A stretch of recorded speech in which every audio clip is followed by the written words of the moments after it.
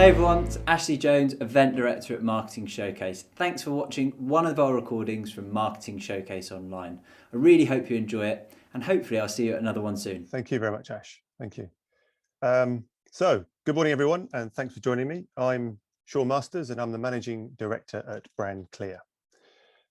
Before I start with some slides this morning, I'm going to talk a little bit about my background to provide some context about what I'm sharing today.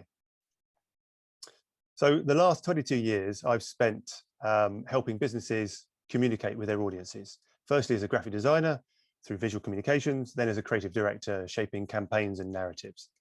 And I've always been fascinated by the mechanics of communication and people's buying behaviors. You know, working out why some businesses thrive and while others get lost in all the noise. And it's never just about budget. So this has led me to my current incarnation as a brand strategist that's interested in small and medium-sized enterprises. So SMEs, those companies, those charities who don't have deep pockets, they don't have any real market penetration, but what they do have is plenty of passion and purpose and drive to deliver better. So this morning, I want to share with you 3 things that I've come to learn over the years that will make everything easier when it comes to marketing and SME business. Oh, and one last thing.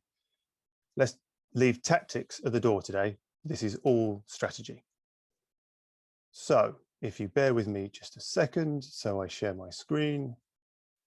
Hopefully this will be seamless and you can see that. So as it says here on the screen, a clear brand makes all the difference, and it really does.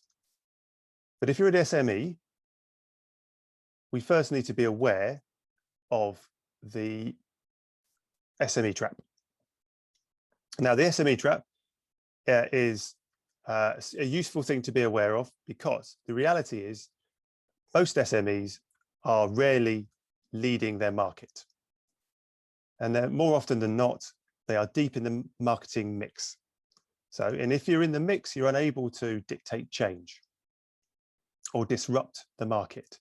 Instead, you're forced to offer different. So this is the differentiation to disruption scale. Okay, at one end you have differentiation. So this is offering the same thing, but only different. And at the very other end of the scale is you have disruption. This is offering something completely new. Okay, so 99% of SMEs are here on this end of the scale. Okay, some will be further up and others will be right at the other end of the scale with disruption. But if you think about it, whether it's a B2B market or a B2C market or a B2B2C market, I'm sure you can think of dozens of organizations, all of whom say the same thing and they offer the same thing, but only different. And there's nothing wrong with that. It's just what you do with it that counts. So number 1, different how. So one of the biggest communication challenges SMEs face is explaining how different they are to all the other competitors around them. And different isn't necessarily one big thing. A difference can be made up of hundreds of tiny differences, okay, from how you might see the world to who you employ to how you operate. And there are differences between every single organization, even if they sell the same thing. So here are some useful areas where differences can be unearthed.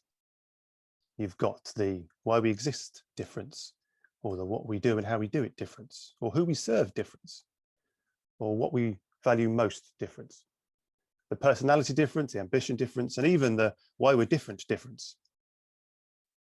And the reason that most SMEs struggle to stand out is because they don't harness these kinds of differences. Instead, many stick to what I call hygiene differences. Now, I borrowed this term from a guy called Frederick Herzberg. He's a prominent US psychologist. Now, he invented the term for business management. When trying to motivate a team, there are certain things that will leave people neither satisfied nor dissatisfied. They're just kind of expected. They're hygiene factors.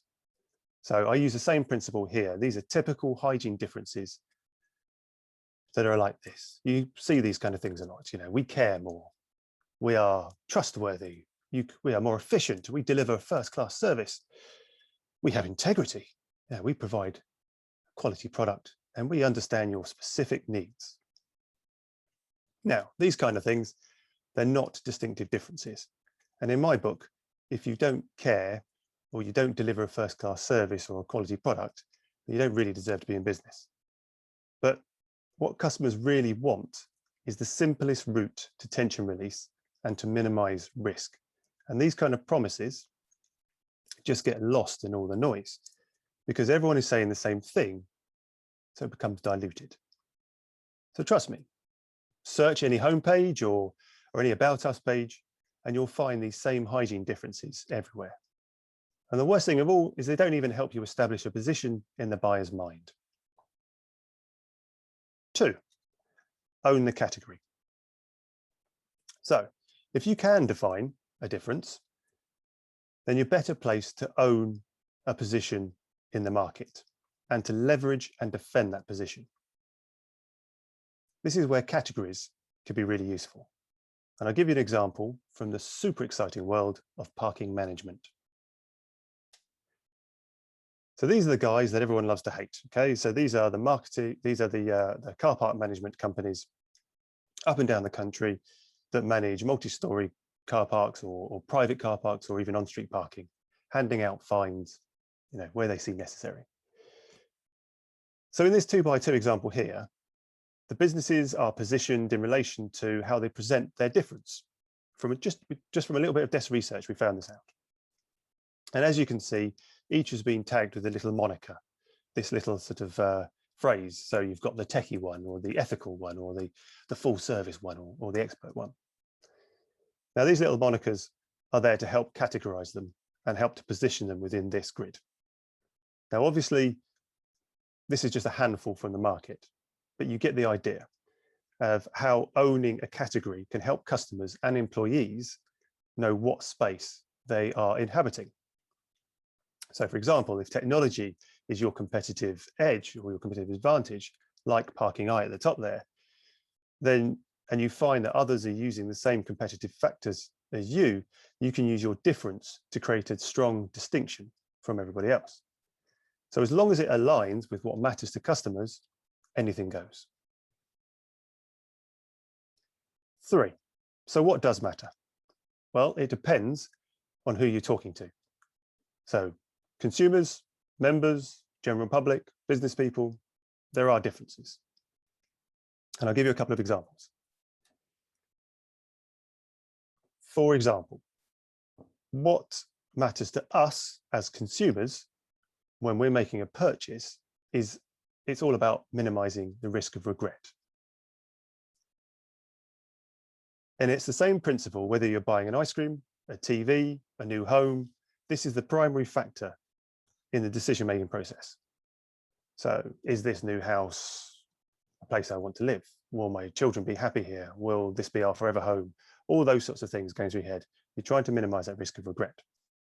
However, it's a different story when we're trying to buy something within business, especially if it's a large product or service purchase. Here, we're trying to minimize the risk of blame.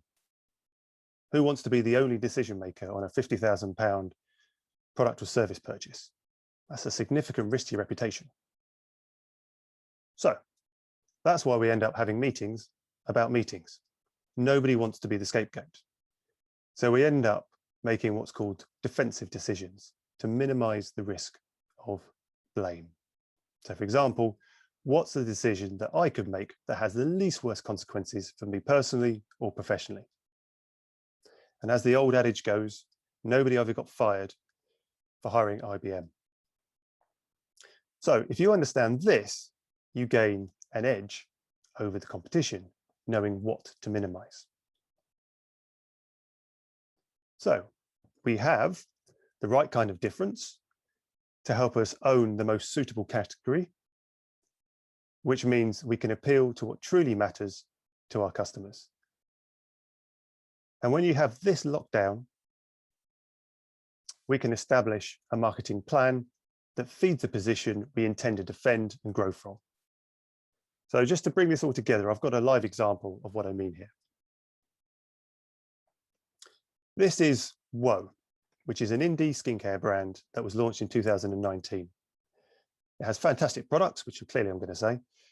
It has a fantastic ethical purpose, and it has fantastic drive to change the way people think about their skin. Their big challenge is that they are well and truly in the mix of a multi-billion-dollar industry with deep pockets. So we met Woe at the right time. They'd launched their business and were making good headway. But Karen, the CEO, felt that they were already lost their way a little bit and how they were marketing their brand and how they were trying to stand out. So our first port of call was a workshop to understand their difference.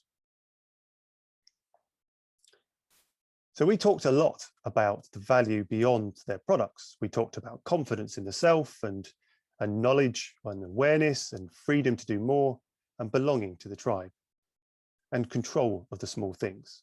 So these are all great anchors and perfect for the brand, but they weren't differences. They weren't distinct enough in their own right. And the breakthrough came in the process of how Woe determines which products are right for their customers. They have this diagnostic tool, which is what this sort of diagram on screen represents. This diagnostic tool helps customers select the right skin products for their specific needs. And it's not necessarily new because other brands have similar tools as well. However, what is unique about this is that the scientific research and how they base this model, it bases its selection on ethnic heritage. So in short, the diagnostic tool starts by identifying your ethnicity, which could be from several hereditary backgrounds. Now, the clever bit is that there is only 5 core hereditary groups with specific skin characteristics. And only these, once these characteristics have been established, then everything else above that is all about refinement. Therefore, Woe is the only skincare brand that uses ethnic framing to give more control over their skin. And that's a difference that we can own and we can defend and we can build upon. So when it came to which category we want to own in people's minds, we knew that it was about personalization and specializing in products that use ethnic heritage to determine skin needs. And as you can see, they sit at the top right there. And from the research that was done, there were not many other brands doing the same kind of thing. So we can own that position. Which means we can talk about ethnic diversity in all its complex wonder with confidence, and how we're helping women of every background to better manage their skin's needs. So then we needed to understand what mattered to our audience and what we needed to connect to. And to help with that, we use segmentation to define our ideal customer. Here, we are less concerned about customer profiles and more interested in encapsulating the perfect Woe partner. And this is the ideal tool for doing that. And it helps guide the process. So it takes us from any need and anybody and anywhere down to specifics using these 3 filters. And for us and Woe, it took us to women that are confident and self-motivated and independent, who seek authenticity within themselves and choose not to chase perfection. And they also understand the importance of mental and physical self-care in their daily lives.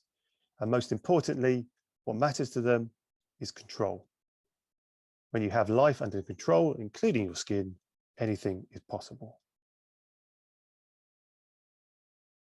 This then gave them a position to own and a language to use for all their marketing activities. So this is now the time for tactics. And as you can see, there's plenty of ways to reaffirm Woe's difference and their position, from myth busting to knowledge transfer, from promoting authenticity and self-confidence to embracing ethnic diversity. from taking control of your skin to taking control of parts of your life too. There's a whole breadth that can be worked on. So there you have it. A clear brand makes all the difference, and it makes everything else easier too. I hope this has been useful. And this last slide here is, if you want to get in touch, you can find me on LinkedIn. And there's also a link here to our little ebook, which has got some of the processes involved in that. And that's that. So thanks for listening. Sean, you're a legend. That was awesome. Very, very well presented talk. Leave that up on the screen just for a few minutes as we allow visitors to kind of digest that. And I'm at this point just going to encourage people, if you've got questions, we're going to spend the next sort of 5 or 10 minutes, or as long as it takes, to kind of just go through and get some specific answers to some of your brand related questions there. So whilst I do so, sorry to put too many things on your screen, Sean is also offering a 30-minute Make It Easier call. Now, Sean is a brilliant sounding board for some of your brand questions. So please use the poll. It's not difficult. Let me know what you want to do. Sean, let's get into some questions. Look, I always find after these talks, it's often, it's sometimes overwhelming for people. There's so much knowledge on offer here, whether it be from your talk or some of the ones before it. What would be your number one tip to just leave somebody with an actionable thing that they can get on with from your talk? Oh, that's a good question. I think you're right. I think there's lots of information, and I think also these are quite difficult to grasp. You know, tangible things, aren't they? They're quite intangible. So I think the key thing is, and it's always the same sort of answer for me, really. It's about getting everyone else within the business involved. It's not a lone thing that you can solve by yourself. I think that you've got to be able to bring the rest of the team, depending on the size of the business, along with you on the journey. And then once you have everyone involved, then they're more likely to want to support it and see it succeed. And you can build a sort of a direction of travel that has everyone sort of pulling in the same direction. And Sean, just on that point, here's two sides of a coin, which I'd like to know. One, I sit on one side of the coin. I'm interested to know the answer personally. But two, I've seen other businesses struggle with this, but on a slightly different area. So with a small business like us, I'm so deep within my brand. I'm so deep within the thinking. And I think I'm doing everything right, if I'm honest, Sean. There's obviously ways to improve, but it's very difficult to fact check yourself. So when you're looking at your brand, but you're so close to it, living it day in, day out, what would be your advice to kind of take a step back? Or how do you advise people to kind of get the most from that? Well, like with a lot of things, it's very difficult to see the label from inside the jar.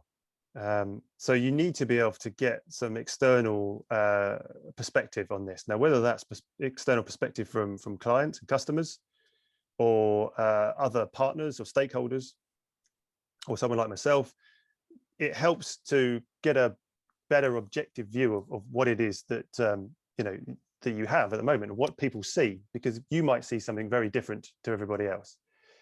You might have a very clear picture in your head, but is it the same vivid, clear picture in other people's heads? Is it the same thing, or is it something completely different? So I think that's what you've got to get a grasp on first of all. And then the other side of the coin that I was going to say that I see happen is for larger businesses that are watching this talk, when you're saying get everyone around the table, but it might be a business of, we're talking thousands of people. How do you get everyone? There isn't a table big enough. What do you do? How do you attempt to solve these sorts of questions within a large business? Well, I don't know about thousands, but I can understand if you've got a business of 100 odd people, it's very difficult to do. But there are certain leading lights within the business, those people who have an opinion and who are listened to, and I think they're the best people to get to the table. If you can do that from lots of different parts of the organization, whether that be from a sales perspective or a HR perspective or an operations perspective or product or whatever the case is, you can get these different perspectives that would represent different parts of the organization, to then use that as your steering group, if you like, as to how to best move forward. and then they can then report back to everybody else, and it can be managed that way. Excellent. And just whilst we've been speaking, I'm just going to read out a question that's come in from the audience here, and I hope I can get your sort of tips on it. So, talking about bringing people along, I find when I talk about brand, I get raised eyebrows and a big sigh. Too much marketing speak for my law firm. I'm therefore approaching our brand refresh from a values point of view and trying not to refer to the term brand. Any tips? Don't use the word brand. You're absolutely right. It's one of those things people gloss over, don't they? They just sort of stare at you for a minute or two and not really understanding what you're talking about. Or it's one of those, again, fluffy words that's used in marketing. I think the best way to overcome this is just refer to it in business speak, in terms that people understand. What we're trying to do here from a brand perspective is we're trying to get everyone to understand and see us in the same way. I mean, brand really is what people say about you when you're not in the room. So if we can get people saying the right thing to us, or saying the right thing about us, that we can then manage and then market with, then we can control that whole process better. And that's what we're trying to do. That's what brand essentially is. Great. Sean, look, I'm going to thank you at this point very much for your time. And so is the person that was just answering the question, or asking the question rather. Thank you for your time, Sean. Excellent presentation. Really pleased to have you back on board. It's been a while since you've done one of these, so it's really nice to have you back involved. The poll is still running. If there's anyone left in the chat that hasn't yet got their 30-minute Make It Easier call, or wants to subscribe to Sean and his colleague Ben's new podcast, they can do that. Actually, just as I say that, somebody else has asked another question, and we do have a little bit of time. So are you okay just to answer this one, Sean? Yeah, of course. When acquiring a smaller company and consolidating it within your brand, how do you suggest overcoming some legacy issues with the move to the new brand without isolating the previous company's identity? I wonder if this is a question that's probably more about culture than it is about the visual aspects of a brand. I think if you've, in my experience, you've got two businesses coming together, and you'll have two very different cultures. So it's about finding something that works for both cultures without changing one or the other. And then if you can find that one central thing that everyone can then congregate around and understand and believe in and get behind, then you can over time you can then build a sort of a central culture that everyone can work with, and then I think that's when some of these other legacy elements can then be dealt with over time. But I think the answer is it's not a quick fix. Fine. And literally as that question came in and you began answering it, Rachel's asked about cultural surveys that are available that help with things like this, and have you ever used them? What's your experience been? Yes, to cultural surveys. We did one with a fairly large international business a couple of years back. I would say I didn't get the sorts of results we were hoping for. I don't know if it was down to our survey or what the case was. But there's quite a useful tool I use called the culture quiz, which asks questions like short-term versus long-term view. And you put a score against those, and is the brand a veneer, or is it something that's lived, or those types of questions. And what you can do is you can get a general feel for how people see the business from inside the company, and it's really useful for the leadership then to know what they need to focus on. Hi everyone, thanks for watching another recording from Marketing Showcase Online. I hope you enjoyed it. Just to let you know, we've got all of the recordings uploaded to our brand new YouTube channel, so go over there and check it out if you want some more great content. We run these events once every month, free of charge, so head over to our website to grab tickets for next month's event. I look forward to seeing you there.